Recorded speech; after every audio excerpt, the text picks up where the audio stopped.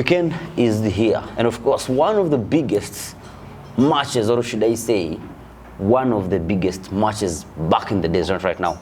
Of course, Arsenal hosting Manchester United at Emirates Stadium on Sunday, 6:30 p.m. East African time.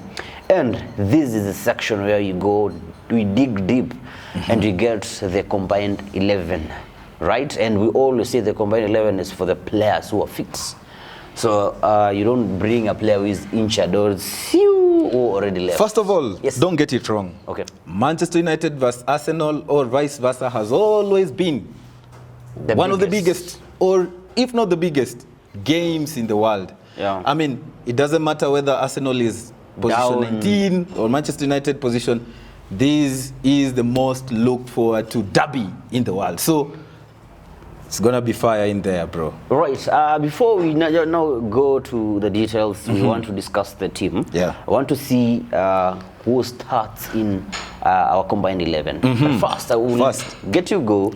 I'll let you start. Tell me what you have in mind. The teams you think now it's gonna start, like the player who's gonna start and who is out of your squad. Yeah, I have assessed all of the players that are available for this derby, and I took the Weekend is here, and of course, one of the biggest matches, or should I say, one of the biggest matches back in the days, not right now. Of course, Arsenal hosting Manchester United at Emirates Stadium on Sunday, 6:30 p.m. East African time. And this is a section where you go, we dig deep, and we get the combined 11, right? And we always say the combined 11 is for the players who are fit. So you don't bring a player who is injured or already left. First of all, yes, don't get it wrong. Okay. Manchester United versus Arsenal or vice versa has always been one of the biggest, or if not the biggest, games in the world. Yeah. I mean, it doesn't matter whether Arsenal is position Down 19 or Manchester United position. This is the most looked forward to derby in the world. So it's gonna be fire in there, bro. Right. Before we now go to the details, we want to discuss the team. Yeah. I want to see who starts in our combined 11. But first, I will get you go. I'll let you start. Tell me what you have in mind. The teams you think now it's gonna start, like the player who's gonna start and who is out of your squad. Yeah, I have assessed all of the players that are available for this derby, and I took the best in each position. So I'm gonna go quickly to just like give a formation and just try to put it for you like quickly so that you just get the players that I have for my team. And if you have a problem, please don't disagree with me this time. So okay. In goal, Onana. Okay. Right back, Wan-Bissaka. Left back, Zini. You know Zini? Two center backs. Okay, before I go on, the formation is 4-3-3. Yes. As usual. Yeah. Yes. So in goal, Onana, Bissaka, Zini, and then I have two center backs, of course, Saliba and Martinez. And then in the midfield, I have Casemiro, Odegaard, and Bruno. Casemiro being the CDM, Bruno being the attacking midfielder, and Odegaard being my central midfielder. And then I have Martinelli on the left wing, Saka on the right wing, and Rashford as a striker. What do you think about my team? Let me know in the comment section. Who is your striker? Rashford. Rashford is my striker. Marcus. Okay. Let's see what you have, bro. Okay, Let's see what you have. I'll just do just like you did, but it's okay. You're allowed to write somewhere. My goalkeeper, I'll go with Raya. Right back, I'll go with Ben White. Interesting. Left back, Zinchenko. Saliba and Martinez. I'd say center back. So I feel like I've picked Gabriel. In the midfield, of course, I'll go for Thomas Partey. I'll pick Martin Odegaard, and I wouldn't go for Bruno. I'll go for Eriksen. Bruno benched. Interesting. Of course, I'll go for Saka and Martinelli. and my forward, I need to pick Gabriel Jesus. Now we can dive. We can dive deep and see. We can see common players that we have already. Yes. We have Martinez, common player. Yeah. And then we also have who else? Zinchenko. Yes. And then we also have Martinelli. Odegaard and Martinelli, Saka. And Saka. Yes. So how about the rest of the positions, like the right back? You went for Ben White. I went for Wan-Bissaka. Yeah. Why did you go for Ben White? When you look at the previous matches which Arsenal have played, of course, Mikel Arteta has tried to rotate. And the reason why I'm picking this is because I want to go for a team which I feel Mikel Arteta will not interfere with the team, because if he rotates the way he's rotating Ramsdale playing as a right back, then at some point we'll lose the match. Okay?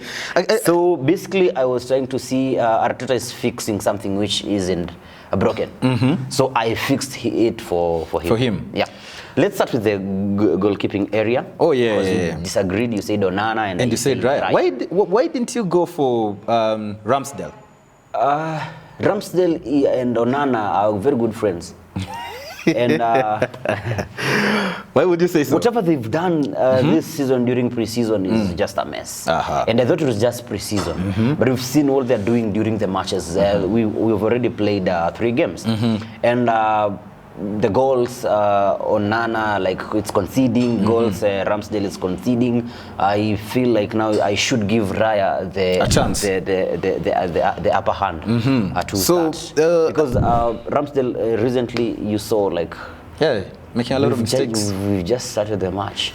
Onana is always deep, like he's playing like a centre back. Right, but I think on my side you have a point, yes. Yeah. But we need to go with someone who has already played at least 1 game, and Raya has not played any game. Raya hasn't played. Yeah, but I agree with you. Raya hasn't played. Do you know Zinchenko came as a substitute? Yeah, he played. He has played. He has not started. He has played, but he has played. He's coming in as a tactical player, a player who came in as a midfield, inverted midfield or inverted left back, okay? Now, when you go for Zinchenko, who you're not so sure if he'll start, and I've given my reasons, those 2 players, I wouldn't call them useless, but whatever they are doing, I'm not impressed. I think it's high time United try Henderson, but I'm sure you wouldn't do that. But we have to agree on this one at the goalkeeping area, because I'm not agreeing with you. I'm just saying Raya. Yeah, you were saying Raya, Rock. and I'm going for Onana. I want to hear from Rock. Yeah, let Rock decide for this then. Rock, we have Ramsdale who has been doing a lot of mistakes at the back. We have Onana, who has not done any mistakes, but who has. Which mistake has he done in the Premier League? You can hear. Rock is laughing. Which mistake has he done in the Premier League this season? You pick a goalkeeper for us. Who's the second choice for Manchester United? Henderson. Henderson has been sold. He's no longer in the team. He will join Crystal Palace. Then Raya. Thank you. Rigged. Those 2 rigged. It's like they're from the same. Do you guys know They're from the same church. Do you guys know why Ten Hag decided to spend around 40 million or around 50 million? How much did Onana? Chelsea spend on Kepa? Quite much, and he was helping them last season. The biggest thing Kepa has ever done is to refuse being started. Right, so Rock had the final decision, Yes. so let's go for Raya. Although I still disagree. So we had disagreed again on the right back. On the right back. And you were like trying to defend your choice of picking Ben White. Yeah. And I think Wan-Bissaka has done so well for Manchester United as well. He's bringing in some energy attacking wise, and he even created the first goal that we scored this season, where we stole away 3 points from Wolves, and I am thinking he can do better there. You know, he's a good tackler, and maybe we can have like a debate on how he makes those runs going forward and attacking wise. But I think we should go for him. That's why I'm thinking we should go for him. You want to pick who? Wan-Bissaka. Wan-Bissaka. I can let this slide because of some reasons. He is a good tackler. Yeah, he's a but good then tackler. again, when you see when you play a more tactical team, then Wan-Bissaka will be out for some reasons. Yeah. One being Wan-Bissaka is not someone who you will expect Bank him to on. go. Yes, you see what Trent used to do. If you watch Trent, not the current one. Yeah. The previous Trent. You've watched Luke Shaw. What Luke Shaw is offering is what Ben White is offering at the right back. But what Wan-Bissaka is offering is not what Luke Shaw is offering. Yup. You understand? Same case. Yes. So tactically, since we have back four, I can let that Let him play. We get Wan-Bissaka. Right. But if you are playing something like back three, then he could be out. Yeah. Definitely. So we agreed. On these at the expense of Gabriel at the centre back and at the expense of Varane. They are out. We all agree. Yeah. We agreed with for Zinchenko. Let's go to the midfield. Yeah, because I think our defense line is now ready. That is sorted. Okay. Let's go to Central defensive CDM. midfield. CDM. You picked Casemiro. I picked Thomas Partey. I picked Thomas Partey ahead of Casemiro. Declan Rice and Casemiro. And here are my reasons. Casemiro is not the Casemiro you know. Let's agree. Let's go with the current. Yeah, he's not the player he was last season. He is not the player he was last season. He's not the player he was when he was playing for Real Madrid. Do you know why? Who is surrounding Casemiro right now? Bruno and Mount. And Mount. Mason Mount. Mason Mount. Those are Bruno. When you talk about Casemiro, is a good player, but when you give him the mandate of being a sole defensive midfielder, he's a reckless tackler. Yeah. And a game with tempo, when you play Arsenal, Manchester United, regardless, like you said, regardless of the position, he's a reckless tackler. Yeah, Thomas Partey is someone who can even play under pressure with a yellow card, unlike Casemiro. All right, That's I think one thing I will agree with you on that one, but the reason why I picked him is because he's been a leader to Manchester United team. He's uplifted that squad last season, although he's had a bad start this season. And his tackles are not coming in properly, and then you can see like our midfield is overrun most of the time. So we should go with Partey for this. We should go with Partey. For the first 2 games he's played, Casemiro, I don't think Partey has been outstanding. There is a lot that he needs to work on to be the Casemiro that was there last season. So Partey for CDM. Partey for CDM. We picked Odegaard. The difference here comes when you picked Bruno Fernandes and you picked Eriksen. Right. So I want to know why, like, you decided to go with Bruno. There's a reason why he has been picked as the Manchester United captain. I've seen people slandering him, how he throws his hands and he blames his teammates most of the time. But you know, you can never have the same character, you know. We see how Odegaard is calm as a captain. We see how Rodri sometimes is calm when he's captaining Man City when KDB is out. But you also like have your own personality that you bring, and I think Bruno is a good player, and that's why I picked him. He has created most chances this season, both clear-cut and general chances, and that's why I'm picking him. And the first game, I think, and the first 2 games, I think he created some other chances, and he missed also some few chances. But I think he's the heart of the team. I remember the last game we played Nottingham, and he was the heart of Manchester United. He was putting in that kind of shift, so that's why I picked him. Why would you go for Eriksen though? He hasn't. I'll start with why I'm trashing Bruno for Eriksen in that position.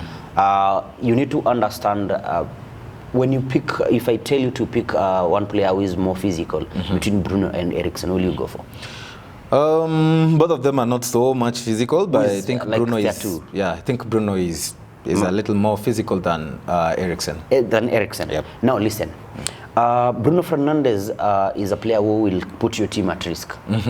He has some reckless when it comes to positioning and also passes. now you imagine what happens when you are playing a PC team and, for example, you are up against somebody like Martinelli, somebody who can, Garnacho, who will just take sprint. advantage of your mistakes. Now, the reasons why I have Thomas Partey to hold him midfield, compact midfield. For creativity, I'll go for Odegaard. What is Eriksen doing in there? I need somebody who will step in and help Thomas Partey. Somebody who is composed, somebody who is calm, who knows positioning. When you watch matches, when Bruno Fernandes is playing and Eriksen, Eriksen has a certain touch with football. He'll position himself in a position where when I'm releasing this pass, I know who I'm taking to. We've seen, I think, games against Wolves. We saw Bruno making like 3 or 2 mistakes.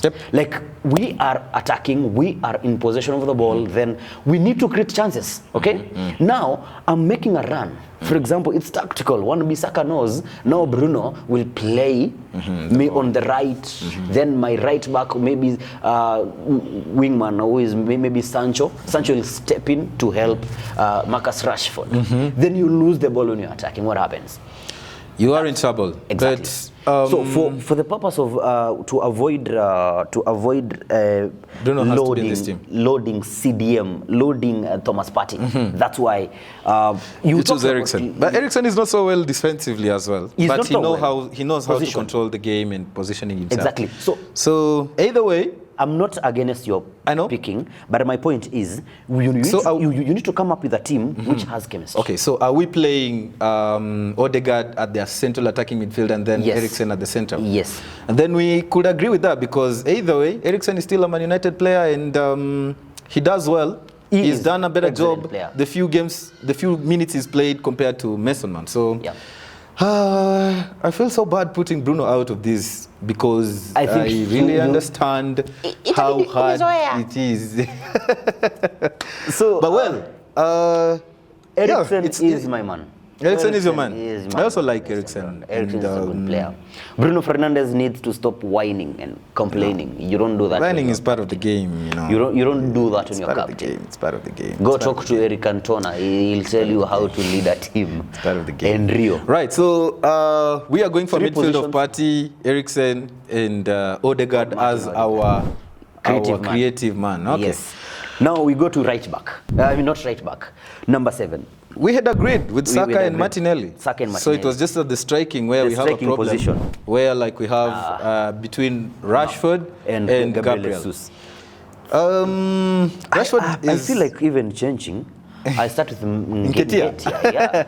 Look, Nketiah is a good player. Yeah. He's a good lad, but he's not a player you'll bank on the whole season. But okay, this time we're just looking at the team when Gabriel Jesus was injured. Yeah. So, but Rashford again. Do you think Rashford is at his best form right now, currently? I don't think so. And the reason why is how many goals so far this season?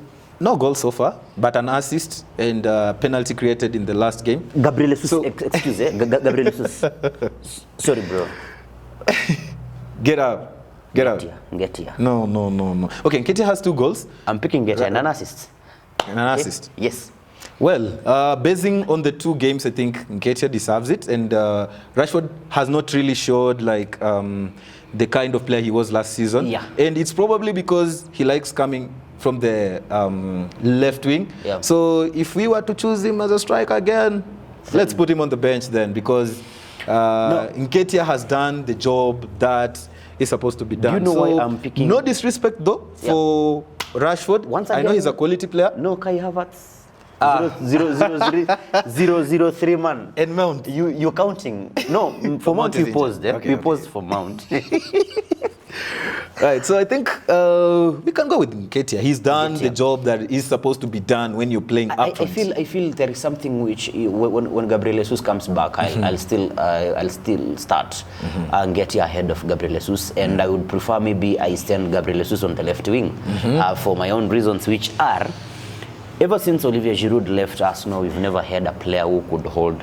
Do you know why Erik ten Hag loved your former striker? Where is that guy? Veghorst. Veghorst. Yes. Actually, Veghorst was very important to our team. And I keep telling people, he was the first defense to our team, because when the opponents hit the ball last season, he was the first one to press the ball, and then he gives the midfield a chance so good when it comes to tracking back. Yeah, and then he gives the midfield a chance to fill the spaces and get those interceptions, and then do counter and stuff like that. So he really did a good job for us, and I miss him. Getcha plays the type of football whereby he will hold the ball. The moment you pass the ball to someone who is to a weak striker, I know you understand when I say it's weak striker. Let's pick somebody like Maron Shamak, who was kind of shaky and not so firm.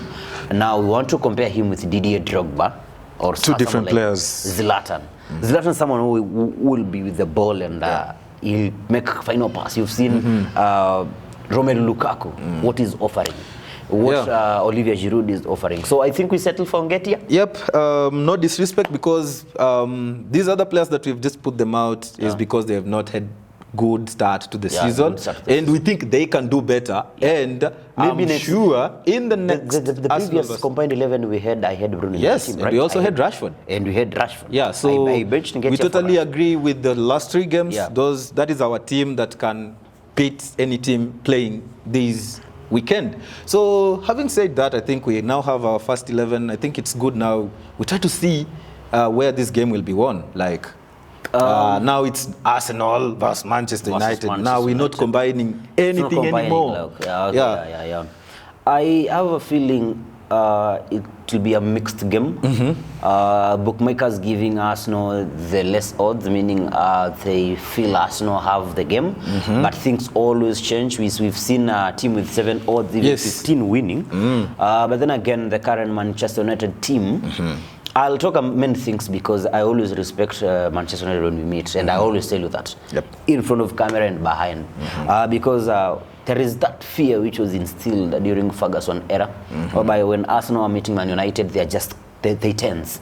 You saw last time we controlled the game, which we beat Man United 3-2. We controlled the match only for Arsenal to concede. We take the lead, we equalize, we take the lead, we dominate, equalizer. So like you cannot understand what happens with Arsenal. So one, where this game will be, Arteta has been shooting the Gunners on the leg with this selection. You bench Zinchenko before Kirantini left. You start Kiwior on the left back, Thomas Partey at the right back to play tactically a makeshift for the defensive midfield. And if Arteta starts the team well, then he will get the 3 points. But a slight mistake and Man United take the lead, it will confuse Arsenal. United is a team which can decide to defend. And when they play against Arsenal, they feel, now we can do this. Let's punish this team. So Arsenal fans not be confident about this game, though as it stands, Arsenal are the favorites to get this. Yep. I'm going to say 2 things. If Man United turn up like the Man United we know, it's going to be a good game. But if Man United turn up timid as they've done in the last 3 games, we're going to get slaughtered. So it's up to the players to decide. And we've had a few injuries, of course. We're missing Luke Shaw is out. Rafael Varane is out. Mason Mount is out. Hojland, I don't know if he'll be able to play. He's set to make his debut against us. Probably. And trust me, we'll score. Those 3 first players that I just mentioned are very key for Man United. And I'm thinking Luke Shaw. Luke Shaw. Always Luke Shaw. Yeah, so I'm thinking we're gonna have a real problem with those players missing. So who's gonna start on the left back? Probably Diogo Dalot, because we're still on the market to look for left back. Kukurea is you know the last time Manchester United... I think Johnny Evans can... and Maguire. Look, this is a serious derby, and you don't expect to... Bragging rights must be claimed. So I feel like Manchester United is going to give it the best, but still, Arsenal at Emirates, the last time Manchester United won at Emirates was in 2014. And it was in the league, right? Was it the league? Okay, the FA Cup was in 2017, but in the league it was 2014. So that is quite a long time, you know. And we are not strong enough right now. But you know what? In football, anything happens. Happen. And that is why, for this game, as much as I'd want Arsenal to share points with Man United on this one, I'm still predicting Man United to win 2-1 against Arsenal. How about you? Well, we've come to the end of our combined 11 and Manchester Arsenal derby. We will see, we will find out. You can also have your predictions in our comment section. Tell us what you think about this game. And that is it. My name is Brian. They call me Vincent. And this is the Liquid Sports Show.